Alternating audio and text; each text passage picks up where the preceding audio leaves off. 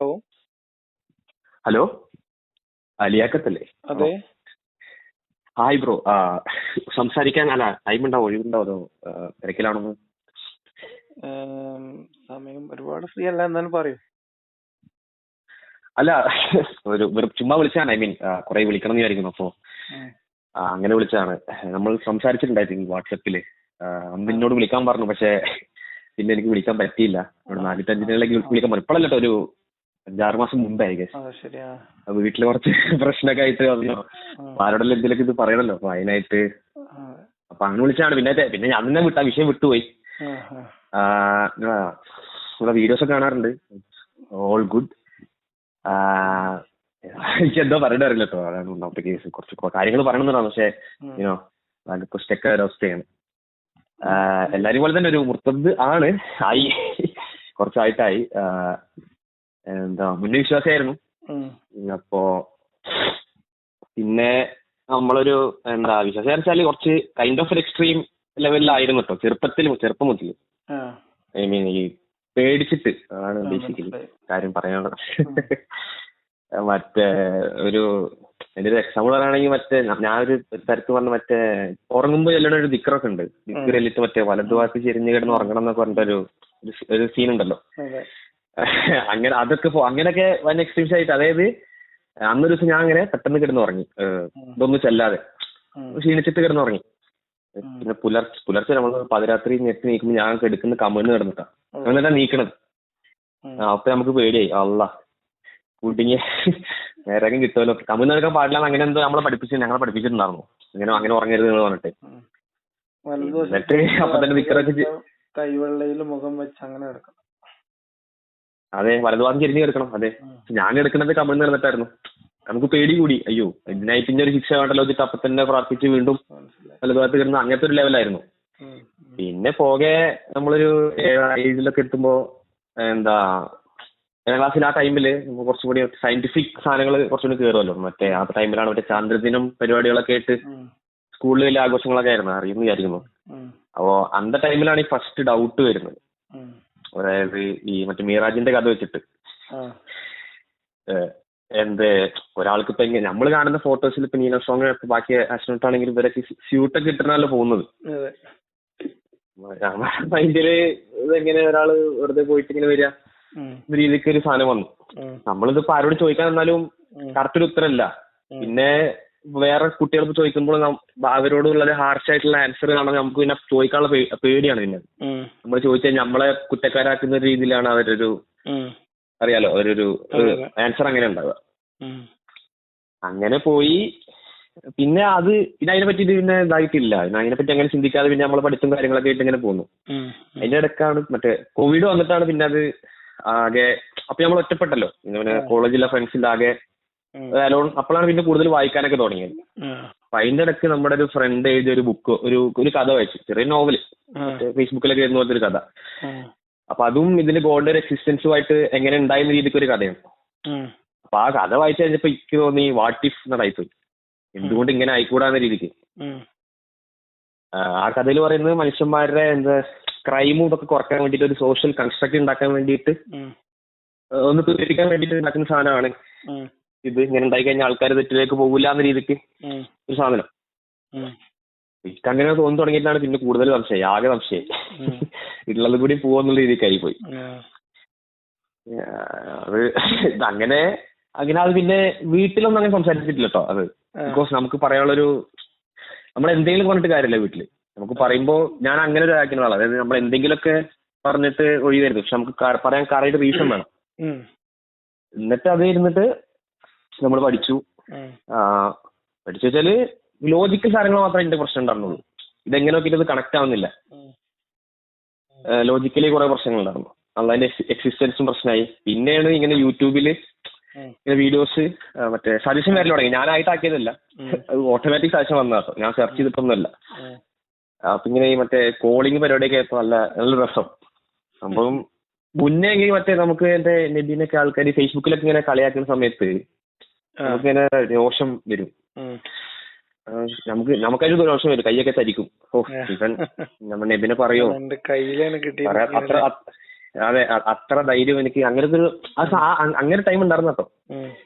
അപ്പൊ പിന്നെ വലിച്ചു വരുന്ന അന്ത കാലത്ത് പിന്നെ നമ്മൾ പിന്നെ കുറച്ചുകൂടി ഒന്നുകൂടി മനസ്സിലാക്കാൻ ശ്രമിച്ചു. ഒറ്റയടിക്ക് താഴെ ഇവരിപ്പോ നമ്മൾക്ക് ഇന്നാലും വീഡിയോസ് കാണുമ്പോൾ നമുക്ക് സംശയമുണ്ട്, ഇവര് വെറുതെ ഇങ്ങനെ പറയുമ്പോ വെറുതെ പറയില്ലല്ലോ എന്നൊരു സാധനത്തിലേക്ക് വന്നു. പിന്നെ കുറച്ചൊരു പ്രായമായപ്പോ ഇപ്പൊ ഇത്രയും ടെക്നോളജി അല്ലെങ്കിൽ ഇപ്പൊ ഈ കാലത്ത് വെറുതെ ഒരാൾ വന്നിട്ട് എന്തെങ്കിലും തൊള്ളവിടെ കണ്ടിട്ട് കാര്യമില്ലല്ലോ, എന്തെങ്കിലും ഒരു ഫാക്ട് വേണം. അപ്പോ നിങ്ങളും ബാക്കി ആൾക്കാർ വീഡിയോസിലൊക്കെ ഇവർ പറയുന്ന ഹദീസ് കോട്ട് ചെയ്യാൻ സ്റ്റാർട്ടിങ് സമയത്ത് നിങ്ങൾ ഹദീസൊക്കെ കറക്റ്റ് പറഞ്ഞു കൊടുക്കായിരുന്നു, ആയത്തെ അല്ലെങ്കിൽ ഹദീസൊക്കെ. ഇപ്പോഴല്ല, പിന്നെ ആൾക്കാർ ഡൗട്ട് ഇങ്ങനെ ചോദിച്ചു വരുമല്ലോ ഏത് ഹദീസ് വെച്ചിട്ടാണ് പറയുമ്പോൾ നിങ്ങൾ കറക്റ്റ് ഇപ്പൊ മുസ്ലിം ഇന്ന ഹദീസിലുണ്ട് പറയല്ലോ. അത് കേട്ടിട്ട് നമ്മൾ പോയി നോക്കുമ്പോ സാധനം അതിലുണ്ട്. അതിലൊരു ഉദാഹരണം മറ്റേ മതം വിട്ടവനെ ആ സാധനമൊക്കെ അതിൽ ദീനു ആ സാധനമൊക്കെ അതിലുണ്ട്. പിന്നെ അത് പറയണ്ടല്ലോ, ആകെ തവിട് പൊടിയായി. അങ്ങനെയാണ് നമ്മൾ അന്വേഷിച്ച് തുടങ്ങിയാലാണ് പ്രശ്നം. ആലോചിച്ചാലും പഠിച്ചാലും അല്ലെങ്കിൽ ഒരു കുഴപ്പമില്ല. അതെ അതെ, നമ്മളിപ്പോ ഒന്നും സംശയം തോന്നുമ്പോ തന്നെ പിന്നെ നഅൂദുബില്ലയൊക്കെ പറഞ്ഞ് അങ്ങനെ പോയ ഒരു കുഴപ്പമുണ്ടല്ലോ. അതെ, നമ്മൾ ചിന്തിക്കരുത്. ചിന്തിച്ചാൽ പറ്റൂ. അതിന് നമുക്ക് അതിന്റെ ശരിയായ കാര്യങ്ങൾ മനസ്സിലാവണമെന്ന് ഒരാൾ ചിന്തിച്ചാൽ പിന്നെ വേറെ ഓപ്ഷൻ ഒന്നുമില്ല, പുറത്തേക്കുള്ള വഴി തന്നെ ഉള്ളൂ. നമുക്ക് എന്ത് കിട്ടിയോ അത് വെച്ചിട്ട് അങ്ങോട്ട് വിഴുങ്ങ. പിന്നെ അതിന് കൂടുതൽ സംശയത്തില് അങ്ങനെ വീട്ടിലും പറഞ്ഞിട്ടുണ്ട്, വിശ്വസിക്കുകയും പിന്നീട് സംശയിക്കാതിരിക്കുകയും ചെയ്യുന്നവനാണ് ഈമാനുള്ളവൻ. അതാണ് അതുകൊണ്ടാണ് നമ്മൾ മനുഷ്യ സഹജമാണല്ലോ സംശയങ്ങളെ പ്രോത്സാഹിപ്പിക്കാത്തത്. സംശയിക്കുന്നത് വിശ്വാസിയുടെ ലക്ഷണമല്ല എന്നുള്ളതാണ്. സംശയിച്ചു കഴിഞ്ഞാൽ തെറ്റുകാരനാക്കും നമ്മളെ. അതെ അതെ, അത് പടച്ചോൻ പറഞ്ഞതാണ്. വിശ്വസിക്കുകയും പിന്നെ സംശയിക്കാതിരിക്കും വേണം. അതാണ് ഈമാന്റെ ലക്ഷണം. മനസ്സിലായി? അപ്പൊ നിങ്ങൾ ഒരാൾ പിന്നീട് സംശയം ചോദിക്കാന്ന് പറഞ്ഞാലേ നിങ്ങളെ ഈമാനിൽ എന്തോ പ്രശ്നം ഉണ്ടെന്നാണ് മനസ്സിലാവുക. അതുകൊണ്ടാണ് സംശയം ചോദിക്കപ്പെടുന്ന ആളുകൾക്ക് ദേഷ്യം വരുന്നത്. അതെ, ഇപ്പൊ നമ്മള് സംശയം ചോദിച്ചു കഴിഞ്ഞാൽ കറക്റ്റ് ഉത്തരം പറഞ്ഞു കഴിഞ്ഞാൽ കുഴപ്പമില്ല. അവർക്ക് ഉത്തരം അറിയില്ല, ആകെ അവര് ലോക്കായുന്ന ഒരു അവസ്ഥയാണ്. ഇപ്പൊ വീട്ടില് ഇങ്ങനെയൊക്കെ ആയിട്ട് ഞാനൊരു ലെവലിൽ അങ്ങനെ പറഞ്ഞു ഇങ്ങനെയാണ് രീതിക്ക്. പക്ഷെ ഉദാഹരണം പറയുകയാണെങ്കിൽ അന്നൊരു ദിവസം ഞാൻ അങ്ങനെ വെറുതെ വീട്ടിലിരുന്നിട്ടുണ്ട്, ഒരു എന്റെ കാര്യം നോക്കിയിരിക്കാം. നമ്മളെ ചൊറിയാൻ വേണ്ടിട്ട് വെറുതെ മറ്റു പറഞ്ഞു, എനിക്കിപ്പോ അന്ത്യം ദൈവമൊന്നും ഇല്ലല്ലോ എന്ന രീതിക്ക് നമ്മള് വെറുതെ ഇങ്ങനെ ചൊറിയായിട്ട് വരും. നമ്മളെന്തോ ഉത്തരം പറഞ്ഞിട്ട് അത് ആ വിശ്വാസം ക്ലോസാക്കി വിട്ടു. വിറ്റെന്ന് വെച്ചാല് നമ്മുടെ ഒരു അനിയൻ ചെക്കൻ അവൻ നമ്മുടെ വണ്ടി എടുത്തിട്ട് പോയി. അവൻ പോയിട്ട് ഒരു ആക്സിഡന്റ് ആയി. അവന്റെ മിസ്റ്റേക്ക് അല്ല, അവൻ പോയതുകൊണ്ടേ ഞാനെങ്ങാനും പെട്ടിരുന്നെങ്കിൽ, ഞാനെങ്ങാനും വണ്ടി തട്ടിച്ചിരുന്നെങ്കിൽ ഞാൻ പിന്നെ ഒരു ആലോചിക്കാറുന്നത് പറയുമല്ലോ എന്ത് ഇങ്ങനെ സംശയിച്ചതിനുള്ള കുഴപ്പമാണ്, ചോദ്യം ചെയ്യുന്നതിനുള്ള കുഴപ്പമായിരുന്നിട്ടേ അത് പറയും. അപ്പൊ എന്തോ ആയിപ്പിന് ഞാനൊന്നും വണ്ടിയോ പോയില്ല, ഇല്ലെങ്കിൽ എനിക്കും കൂടി അതും കൂടി അള്ളാന്റെ ക്രെഡിറ്റിലായിരുന്നു എനിക്ക് ആക്സിഡന്റ് ആക്കിയത്. പിന്നെ മറ്റേ ഈ കാര്യങ്ങളൊക്കെ ഏകദേശം ധാരണയില്ലേ? നല്ല സമാധാനം പറഞ്ഞാൽ ഞാൻ പിന്നെ അതിനെ പറ്റി ആലോചിക്കാറില്ല.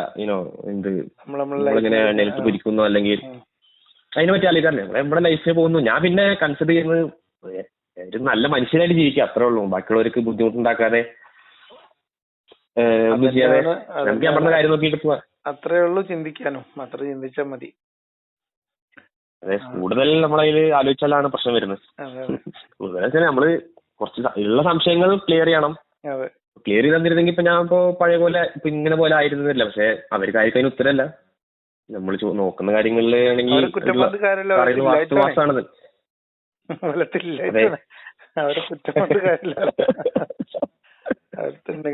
ഇല്ല മാത്രല്ല, പിന്നെ ഞാൻ വേറെ കാര്യം ആലോചിച്ചെന്ന് വെച്ചാല് മറ്റേ ഇതിപ്പോ ഇവരെ നമ്മൾ വീട്ടിൽ പറയുന്ന കേസ് പറയുന്നത് ഇന്നെ പോലെ കുറെ ആൾക്കാരുണ്ടാവും. ഞാൻ മനസ്സിലാക്കിയൊരു കാര്യം എന്താ വെച്ചാല്, ഇപ്പൊ നമ്മളിപ്പോ ഇങ്ങനെ ഒരു വീട്ടിലൊരു കാര്യം പറഞ്ഞു കഴിഞ്ഞാൽ വീട്ടുകാർ പറയുന്നത്, വീട്ടുകാർക്കും പേടി എന്ത് അവര് നരകത്തിൽ പോകും. മനസ്സിലായില്ലേ? ഞാനിപ്പോ ഇങ്ങനെ തെറ്റിലോട്ട് കണക്ക് അത് ഞാൻ മനസ്സിലാക്കിയെടുത്തോളം പേടിപ്പിച്ചെന്ന് വെച്ചിരിക്കണേ. അതായത് ഒരാളിപ്പോ വിശ്വാസിയായി കഴിഞ്ഞാല് അത് ഫുള്ളായിട്ട് പാലിച്ചു പോകണം. അത് അവരുടെ മക്കളിലേക്കും കൊടുക്കണം. ഇപ്പൊ മക്കള് വഴിതെറ്റി പോയി കഴിഞ്ഞാൽ അതിന്റെ കുറ്റം മാതാപിതാക്കൾക്ക് സൊസൈറ്റിക്കുണ്ടേ. കിട്ടും. സൊസൈറ്റിക്കുണ്ട്. സൊസൈറ്റിക്കുണ്ടോ? അതല്ലേ. അല്ല എന്റെ മാതാപിതാക്കൾക്ക് അതിന്റെ പേടി കൊടുക്കണം പറയുന്നു. അതൊന്ന്. രണ്ടാമത്തത് സാലിഹായ മക്കൾ ഉണ്ടെങ്കിൽ മാത്രമേ ഇവർക്ക് സ്വർഗത്തിൽ പോകാൻ പറ്റുള്ളൂ. അത് മീൻസ് ഇവർക്ക് വേണ്ടി പ്രാർത്ഥിക്കാനൊക്കെ ദൈവവിശ്വാസം വേണമെന്ന് അങ്ങനത്തെ ഒരു പ്രശ്നം നമ്മൾ കണക്ട് ചെയ്ത് വെച്ചിട്ടുണ്ട്. പിന്നെ നന്മ കൽപ്പിക്കുകയും തിന്മ വിരോധിക്കുകയും ചെയ്യൽ ഓരോ മുസ്ലിമിന്റെയും ബാധ്യതയാക്കി വെച്ചിട്ടുണ്ട്. അപ്പൊ നിങ്ങൾ വീട്ടിനകത്ത് മാത്രമല്ല പുറത്തിറങ്ങിയാലും എന്താണ് നിസ്കരിക്കാത്തത്? ബാങ്ക് വിളിക്കണ കേട്ടില്ലേ? എല്ലാരും കൂടിയിട്ടാണ് വളയുക. അങ്ങനത്തെ ഒരു ടൈപ്പ് ഓഫ് അപ്രോച്ച് ആണ് അവർക്ക് ഉണ്ടാകും. അല്ലാതെ സമാധാനമായിട്ട് സംസാരിക്കില്ല. ഓർഗനൈസ്ഡ് ആയിട്ടുള്ള ഒരു സാധനമാണത്. അതെ, അത് ഇവരിപ്പോ നമ്മളിപ്പോ എന്താ പറയാ, വീട്ടുകാരിപ്പോ വേറെ ബന്ധുക്കളോട് അങ്ങനെ കാര്യം പറയുമ്പോ അവര് കരഞ്ഞിട്ടൊക്കെ ഇങ്ങനെ പറയാ, അയ്യോ എന്റെ കുട്ടി അങ്ങനെയായി. ഭയമാണ്, ഈ ഭീതി മാത്രാണ് ഇതിന്റെ ഒരു ആധാരം എന്ന് പറയുന്നത്. ഇതിന്റെ അടിസ്ഥാനം അതാണ്. ഈ വിശ്വാസത്തിലായിരിക്കുക എന്ന് പറഞ്ഞാൽ നിങ്ങൾ ഭീതിയിലായിരിക്കുക എന്നാണ് അർത്ഥം. എന്നിട്ട് ഞാനെന്തിപ്പോ പറയുമ്പോ എപ്പോഴും ചോദിക്കും എനിക്ക് മരിക്കണ്ടെന്ന് ചോദിക്കാം. എന്ത് കാര്യത്തിനാണെന്ന് അറിയില്ലേ? നമുക്കൊരു അർജന്റില്ല, ഒരു വെറുതെ നമ്മൾ ചോദിക്കണേ ആർക്കപ്പോ ഇത്ര അർജന്റ്? അത് ഒന്നും രണ്ടാമത്തിന് മരണം പറയുന്നത് കവർ കിടക്കണ്ടെന്ന്. എന്ത് കാര്യത്തിന്? ജീവിതം തുടങ്ങിയിട്ടല്ലേ ഉള്ളൂ.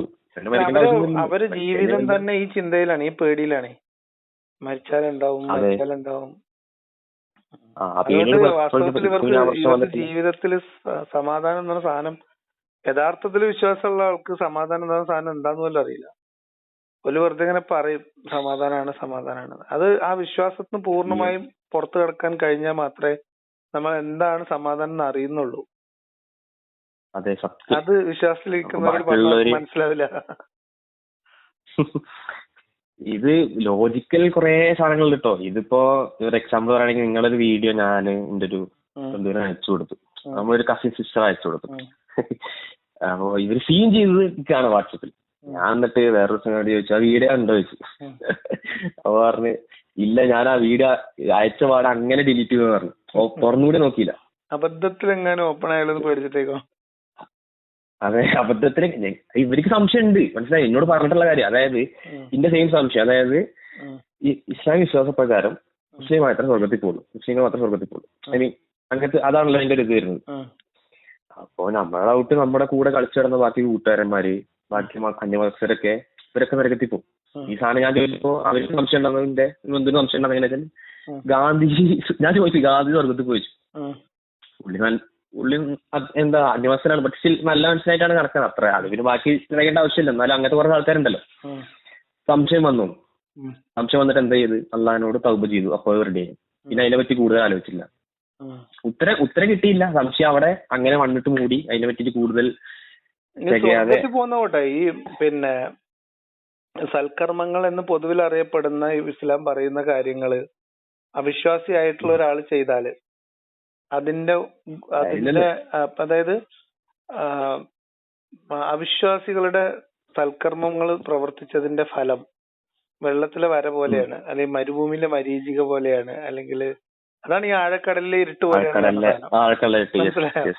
അതായത് ഒരാള് അള്ളാഹുവിൽ വിശ്വസിക്കാതെ എന്ത് നന്മ ചെയ്തിട്ടും അതൊന്നും കാര്യമില്ല ദൈവത്തിന്റെ അടുത്തെന്ന് പറയുന്നത്.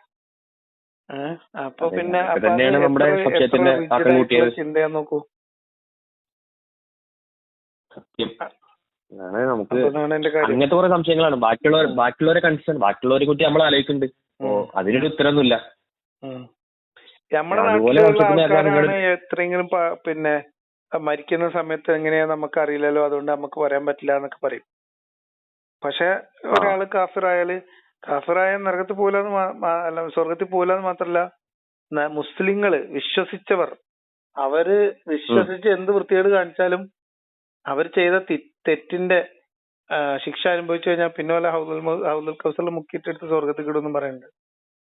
അങ്ങനെ അല്ല മാത്രമെങ്കിലും മരിക്കാൻ നേരത്തെ തൗബ ചെയ്താലും മതി എന്ന് പറഞ്ഞല്ലോ. അപ്പൊ പുറത്തു കൊടുക്കും. അങ്ങനെയുണ്ടല്ലോ. അങ്ങനെയുണ്ട്. എന്ത് ധർമ്മത്തിനും കാണിക്കാൻ അവിടെ ചെന്ന് കഴിഞ്ഞിട്ട് ഇപ്പൊ ഈ നന്മയും തിന്മയും തൂക്കുമ്പോഴേ ഒരിച്ചിരി എങ്ങാനും കൂടുതൽ തിന്മയാണെങ്കിൽ അതിനുള്ളതൊന്ന് പോയി അനുഭവിച്ചിട്ട് നേരെ അബ്ദുൽ ഖാദർ ചാടി വീണ്ടും സ്വർഗത്തിൽ കയറും. സസ്പെൻഷൻ കഴിഞ്ഞിട്ട് തിരിച്ചു വരുന്ന പോലെയൊക്കെ. അപ്പൊ ഇവരുടെ ധാർമ്മിക വീക്ഷണം തന്നെ തെറ്റാണ്. ധാർമ്മികത എന്തിന് ധാർമ്മികനാവണമെന്നുള്ള സാധനം പോലും അടിസ്ഥാനരഹിതമാണ്. അതെ, ചില നല്ല ദേഷ്യം വരാറുണ്ട്. മറ്റേ ഇവരിങ്ങനെ പറയും ഇവര് മാത്രമാണ് ധാർമ്മികത ബാക്കി ആർക്കും അതില്ല. അതെ, മൊറാലിറ്റി ഇവരെയാണ് മൊറാലിറ്റി, ഇവരാണ് കണ്ടുപിടിച്ചത്. മുസ്ലിങ്ങളല്ലാത്തവരാരും ആർക്കും മൊറാലിറ്റി ഇല്ലാന്ന് ചില വാദങ്ങൾ ഉണ്ടായതുകൊണ്ട് മാത്രമാണ് മുഹമ്മദ് എന്ന കഥാപാത്രം വളർന്നു വലുതായത്. അതെ, ഞാൻ ആലോചിക്കാറുണ്ട് അത്. എന്താ വെച്ചാല് അവര് 13 വർഷം പുള്ളി പ്രബോധനം ചെയ്തു. അത് പോട്ടെ, വാപ്പി ഉമ്മയില്ലാത്തൊരു കുട്ടീനെ പൊന്നുപോലെ നോക്കി വളർത്തിണ്ടാക്കില്ലേ. അതെ, എന്നിട്ട് ഇവര് പറയും അത് പിന്നെ മറ്റേ അല്ല, യതീമിനെ സംരക്ഷിക്കണം എന്ന് പഠിപ്പിച്ച നബി എന്ന് പോലും പറയും. അപ്പൊ ഈ നബി എങ്ങനെ ഉണ്ടായത്? നബി ഖുർആൻ നോക്കി പഠിപ്പിച്ചതൊന്നല്ല. ഇപ്പൊ യതീം കുട്ടികളെ സംരക്ഷിക്കണതും സഹജീവികളോട് കരുണ കാണിക്കുന്നതൊന്നും ഖുർആനിൽ വന്നിട്ട് മനുഷ്യന്മാർ കണ്ടെത്തിയ സാധനമൊന്നുമല്ല. പണ്ടുള്ളതാണ്. ആ കാര്യം പറഞ്ഞപ്പോഴാണ് മറ്റേ നമ്മളെ മദ്രസയിൽ പഠിപ്പിക്കുമല്ലോ ജാഹിലിയ കാലത്ത് പെൺകുട്ടികളെ ജീവനോടെ കുഴിച്ചിടുന്നുള്ളത്. അപ്പൊ അവിടെ പെൺകുട്ടികൾ ഉണ്ടാവാൻ പാടില്ലല്ലോ. പെൺകുട്ടികൾ ആളെണ്ണം അവിടെ ബഹുഭാര്യത്വം പറയുന്നിടത്ത് വരെ എന്താ പറയല്, അവിടെ അനിയന്ത്രിതമായ എണ്ണം പിന്നെ കല്യാണം കഴിക്കുമായിരുന്നു എന്നാണ്. അപ്പൊ ഇങ്ങനെ പെൺകുട്ടികളെ കുഴിച്ചിട്ടാ പിന്നെ ഇങ്ങനെ കെട്ടാൻ എവിടുന്ന പെൺകുട്ടികള്? അതെ, മാത്രമല്ല മുഹമ്മദ് നബിക്ക് നുബുവത്തിൽ കിട്ടുന്നതിന് മുമ്പ് 2-3 പെൺകുട്ടികൾ ഉണ്ടായിട്ടുണ്ട്. എന്നിട്ട് പേരൊക്കെ കുഴിച്ചിട്ടാ. പിന്നെ അപ്പൊ അബൂബക്കറിന്റെ പെൺകുട്ടികള് അവരൊന്നും കുഴിച്ചിട്ടില്ലല്ലോ. ഓ അതെ, ഞാൻ പിന്നെ അങ്ങനെ ഉമറിന്റെ കഥയിൽ എന്തോ അങ്ങനെ ഒരു സംഭവം നടന്നതായിട്ട് പറയപ്പെടുന്നുണ്ട്. അതൊരു ഹദീസിലുള്ളതായിട്ട് തോന്നുന്നുണ്ട്. പക്ഷെ ഒരാള് ഒരു സമൂഹത്തിന്റെ ഭാഗമായിട്ടുള്ള ഏതെങ്കിലും ഒരു അന്ധവിശ്വാസത്തിൽപ്പെട്ട ഒരാൾ എന്തെങ്കിലും ചെയ്താല് ഇപ്പൊ നമ്മള് പാലക്കാട് ഒരു കുട്ടീനെ ഒരു തള്ള കഴുത്തറുത്തു വന്നു. ഇത് പറഞ്ഞിട്ട് കേരളത്തിലെ മുസ്ലിം സ്ത്രീകളൊക്കെ കുട്ടികളെ ബാത്റൂമിൽ കൊണ്ടുപോയി കഴുത്തറുക്കുന്നവരായിരുന്നു എന്ന് പറഞ്ഞാൽ എങ്ങനെ ഉണ്ടാവും? അല്ലെങ്കിൽ ഇപ്പൊ പള്ളി ദർസുകളൊക്കെ ആൺകുട്ടികളെ പീഡിപ്പിക്കാൻ വേണ്ടി കേരളത്തിലെ മുസ്ലിങ്ങൾക്കിടയിൽ പള്ളി ദർസുകൾ എന്നൊരു സംവിധാനം ഉണ്ടെന്ന് പറഞ്ഞാൽ എന്ത് ചെയ്യാൻ പറ്റും? മനസ്സിലായോ? മനസ്സിലായോ? അപ്പൊ അതേ വാദമാണ് ഈ മക്കയില് പെൺകുട്ടികൾ കുഴിച്ചു മൂടിയാൽ ജനിച്ച മാത്രമല്ല, ഹിസ്റ്റോറിക്കൽ ആയിട്ടുള്ള എവിഡൻസ് പെൺകുട്ടികൾ ജനിക്കുമ്പോ അവര് ഭയങ്കര സന്തോഷം പങ്കുവച്ചിരുന്നു എന്നുള്ളതാണ്.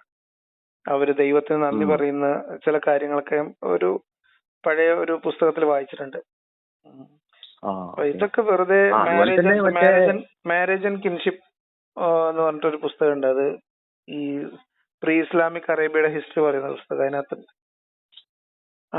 അതുപോലെ തന്നെ മറ്റേ ഈ കേസിൽ മറ്റേ ഖദീജയുടെ കേസ് പറയുമ്പോഴാണ് മറ്റേ ഒരു ഹദീസ് ഉണ്ടാവുന്നല്ലോ, നബി പറഞ്ഞൊരു ഹദീസ് ഉണ്ട്. മറ്റേ ഒരു സ്ത്രീ സ്വന്തമായിട്ട് വിവാഹം ആലോചിച്ചാല് വീഴ്ചയാണ് രീതിക്ക് ഒരു സാധനം ഉണ്ടല്ലോ. പക്ഷെ ഇവരിങ്ങനെ പറയുന്ന ഇവര് മെയിൻ പൊക്കി പറഞ്ഞ സാധനം ഉണ്ട്. അത് മുന്നേ ഖദീജ അങ്ങനെ എന്നിട്ട് മുഹമ്മദ് നബിനെ കല്യാണം ആലോചിച്ചാണ്. ഖദീജ ബീവി തുണക്കാരത്തിനെ പറഞ്ഞയച്ച അബൂ താലിബിന്റെ അടുത്തേക്ക്. അതെ, അങ്ങോട്ട് പോയി കല്യാണം ആലോചിച്ചാണ്. ഇഷ്ടം തോന്നിയ സ്ത്രീക്കാണ്.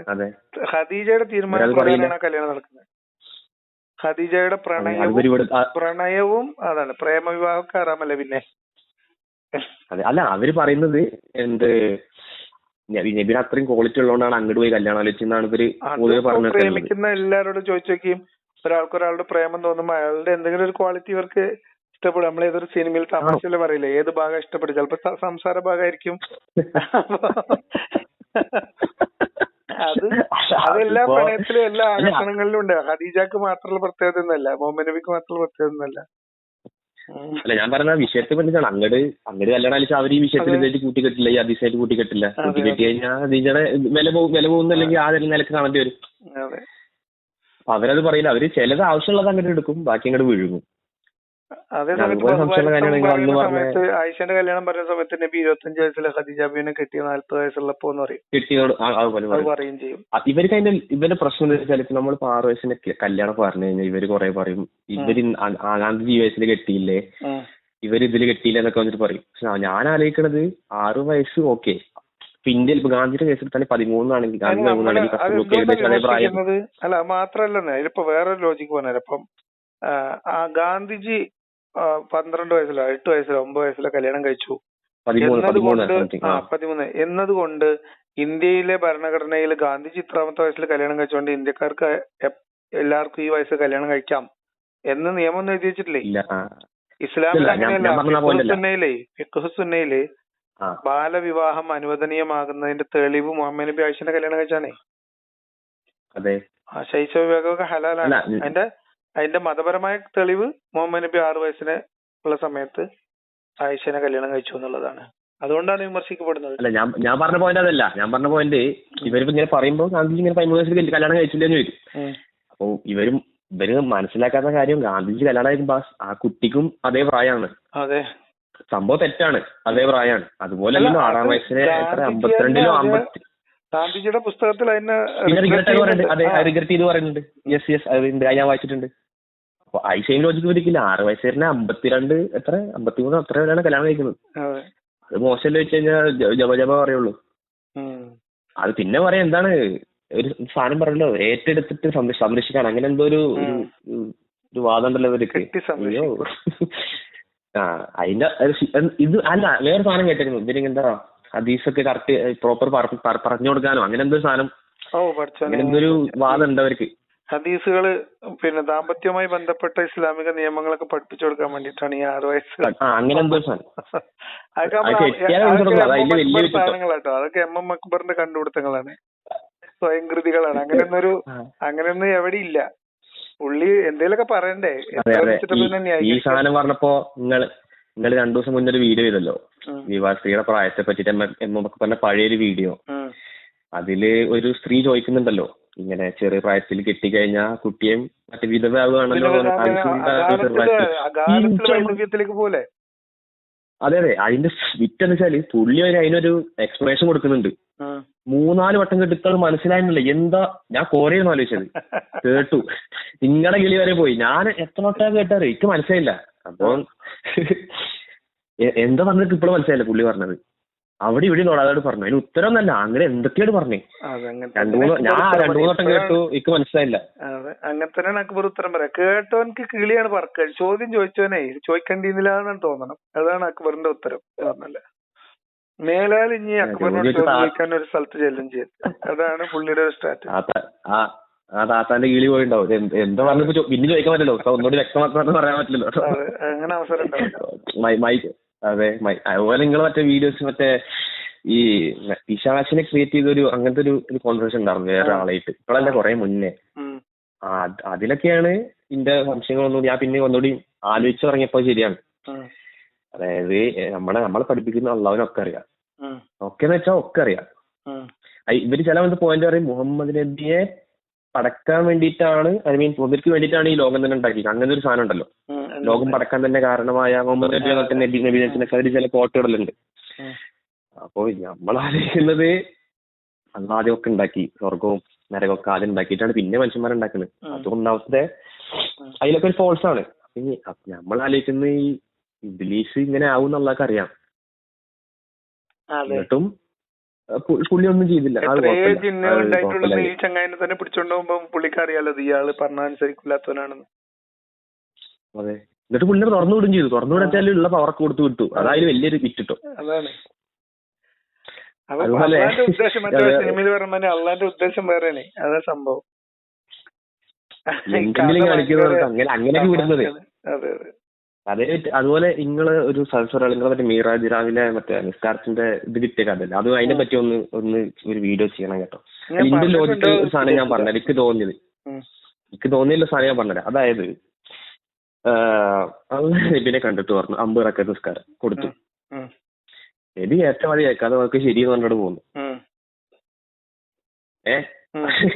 അപ്പോ അപ്പുറത്ത് മൂസാ നബി ഉണ്ട്. മൂസാ നബി പറഞ്ഞു 50 റക്അത്തൊക്കെ നമ്മൾ നടക്കുവോ, ഒന്ന് കുറച്ച് പോയിക്ക്.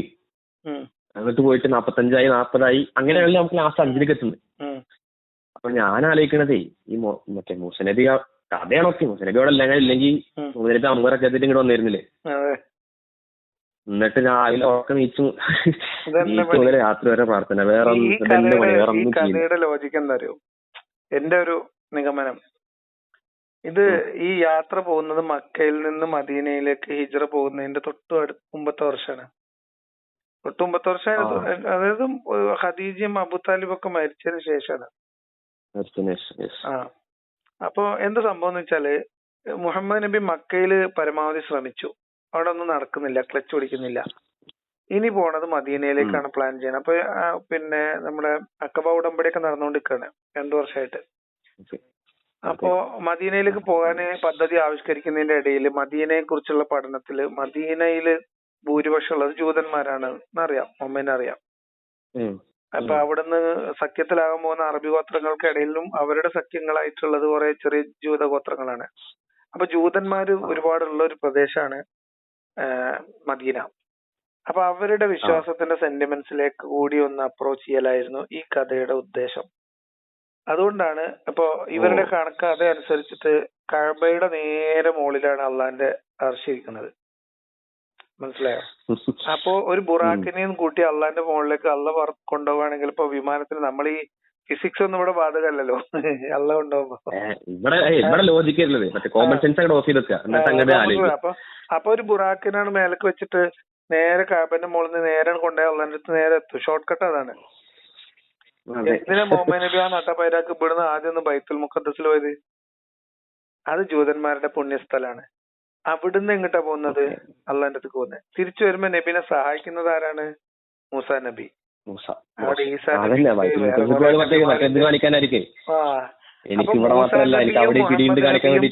അപ്പൊ മൂസാ നബീനെയും മുഹമ്മദ് നബീനെയും ജെറുസലേമിനെയും ഒക്കെ കണക്ട് ചെയ്യാൻ വേണ്ടിയിട്ടുള്ള ഒരു സ്ട്രാറ്റജി ആയിരുന്നു. ഏതുപോലെ വെച്ചാൽ നമ്മളെ ഈ പ്രധാനമന്ത്രി തമിഴ്നാട് പിടിക്കാൻ വേണ്ടി ബിജെപിയുടെ പൊളിറ്റിക്കൽ ഇതിന്റെ ഭാഗമായിട്ട് ഈ പാർലമെന്റ് മന്ദിരം ഉദ്ഘാടനം ചെയ്തപ്പോ തമിഴ്നാട്ടിൽ നിന്ന് എന്തൊരു ചെങ്കോല് കൊണ്ടുപോയില്ലേ? സെയിം സ്ട്രാറ്റജി ചെയ്യുന്നത്. ആ കാബന്റെ ചുറ്റും നടന്ന് കാബന്റെ അരികത്ത് പോയിരുന്നത് ജെറുസലേമിൽ തിരിഞ്ഞിട്ട് നിസ്കരിച്ചിരുന്നത്. അതറിയോ? എന്നിട്ട് ജൂതനുമായിട്ട് കച്ചറ ഉണ്ടാക്കിയിട്ട് ജൂതന്മാരുമായിട്ട് ഈ പരിപാടി ഒന്നും ഈ പരിപ്പ് പോകില്ല എന്ന് മനസ്സിലായപ്പോഴാണ് പിന്നെ തിരിച്ച് കാബയിലേക്ക് തന്നെ തിരിഞ്ഞത്. അതല്ല ഞാൻ ആലോചിക്കുന്നത്, നമുക്ക് ഈ കേസിൽ നമ്മൾ പിന്നെ ഞാൻ പിന്നെ അധികം വായിക്കാത്തതുകൊണ്ട് പിന്നെ അറിയില്ല ഈ സ്ട്രാറ്റജി അതിൽ കേസൊക്കെ. നമ്മുടെ ഇന്ത്യ വെച്ചിട്ട്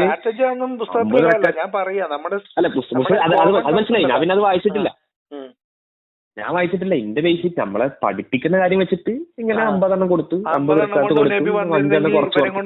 ഞാൻ ആലോചിക്കണത് ഇജാതി മഗ്ഗാണോ എന്ന് ആലോചിക്കണതേ. 50 എണ്ണം ഒക്കെ ശരി എന്ന് പറഞ്ഞിട്ട് കൊണ്ടുവരിക. അപ്പൊ നമുക്കൊരു ചോദ്യം വരുമല്ലോ, നമുക്ക് വേറെ കാര്യങ്ങളൊക്കെ അല്ലേ, അതൊന്നുമില്ല 50 ശരി എന്ന് പറഞ്ഞിട്ട് വരിക. അപ്പൊ പക്ഷെ അതില് വലിയ വിറ്റ് എന്താ നിങ്ങളാലേക്ക് അതൊക്കെ അറിയാം. മുഹമ്മദ് തിരിച്ചു വരും, 5 എണ്ണം ആക്കും അറിയാം. അതതില് വലിയ ഫണ്ട്.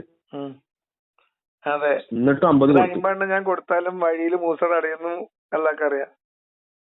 ഒക്കെ അറിയാം. ഏറ്റവും വലിയ മണ്ണുണ്ണി എന്നാണ് നമ്മൾ ആലോചിക്കേണ്ടത്. അതെ, അതല്ലേ ഇത് ഈ കേൾക്കുന്നത്. നിങ്ങൾക്കിപ്പോ എന്താ പറയാ, ഒരാൾക്ക് നിങ്ങളൊരു ഓഫർ കൊടുക്കാണ്, എന്താ എത്ര ഒരു ഈ സെയിം ലോജിക്ക് നമ്മൾ വെച്ച് കഴിഞ്ഞാൽ ഇക്കറിയാം ഇവന്റെ അടുത്തേക്ക് വരുന്നു. ഞാൻ എന്താ പറയാ, ഞാൻ ആദ്യം തന്നെ അവൻ അവസാനം എന്ത് വരുന്നു അത് ആദ്യം കൊടുത്തിട്ട് ഒഴിവാക്കുക ചെയ്യാം. ഇനി ഇടക്കിടക്കുള്ള ഇന്ററാക്ഷൻ ഇതാക്കെ വേണ്ടല്ലോ. അത്രയും സമയം മെനക്കെടുത്തല്ലോ. മിനിമം കോമൺ സെൻസ് ഉള്ള ഒരാളല്ലേ ചെയ്യുള്ളൂ. ബുറാക്കിന്റെ കാര്യം ആലോചിച്ചൂടെ? ബുറാക്കിന് ഇങ്ങനെ അങ്ങോട്ട് കയറ്റി ഇറക്കണ്ടല്ലോ. മുസാഫിൽ ഇങ്ങനെ കാത്തിക്ക. മുസാഫിലേക്ക് അറിയാം മറ്റേ മിസ്റ്റർ ബീനിന്റെ ടീം ഉണ്ടല്ലോ.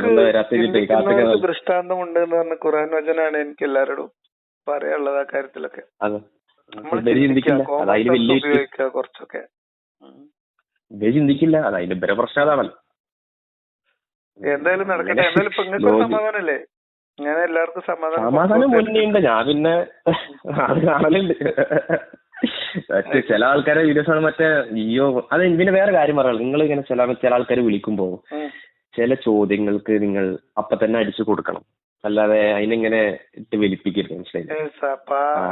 നമ്മൾ ഒരാള് ഈ 2 മിനിറ്റിലൊക്കെ തീർക്കാൻ പറ്റും ചില സാധനങ്ങള്. പക്ഷെ ആ 2 മിനിറ്റ് കൊണ്ട് തീർത്ത എന്താ പ്രശ്നം അറിയോ? അവരുടെ ചിന്തയുടെ സ്പേസ് അവിടെ കുറയും. മറ്റേ നമ്മൾ തർക്കിക്കും, നമ്മൾ സംസാരിക്കുമ്പോ അത്രയും സമയം ഇയാൾ ചിന്തിക്കും. അപ്പൊ മാത്രമേ ആലോചിക്കുള്ളൂ.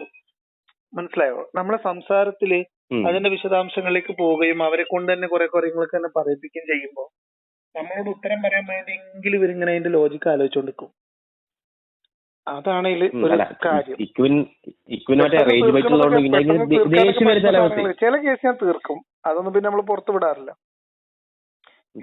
ചിലതൊക്കെ നല്ല ദേഷ്യം വരും, ഇങ്ങനെ ചൊറിഞ്ഞങ്ങോട്ട് വരും ചില ആൾക്കാരെ ചോറിൽ കേൾക്കുമ്പോഴേ. ദേഷ്യം പിടിച്ചിട്ട് എന്താ സമയം എടുത്ത് മാറുള്ളൂ. അതൊക്കെ നമ്മൾ സെയിം ലോജിക്ക് തിരിച്ചു വെച്ച് കഴിഞ്ഞാൽ ആർക്കും ഉത്തരം ഉണ്ടാവില്ല. അതൊക്കെയാണ് അതിന്റെ പ്രശ്നമേ. നിങ്ങൾ ക്ഷമ കൂടുതലാണ്, അതൊക്കെ വല്ലാണ്ട് കൂടണ്ടെന്ന് പറഞ്ഞത്. ചിലതൊക്കെ ഡീൽ ചെയ്യുന്ന പോലെ ഡീൽ ചെയ്യണം. ആവശ്യമുള്ളവർക്ക് മാത്രമേ കൊടുക്കുക ക്ഷമ. ചിലത് ഡീൽ ചെയ്യുന്ന പോലെ ഡീൽ ചെയ്യണം, അല്ലാതെ. ഓക്കെ ശരി ബ്രോ, ഞാൻ പേര് ഉണ്ടല്ലോ വിചാരിക്കുന്നു. അത് ഉണ്ടെങ്കിൽ വന്ന് മ്യൂട്ട് ചെയ്തേക്ക്, അല്ലെങ്കിൽ അടുത്ത പണി കിട്ടും. ശരി ശരി ശരി ബ്രോ, താങ്ക് യു.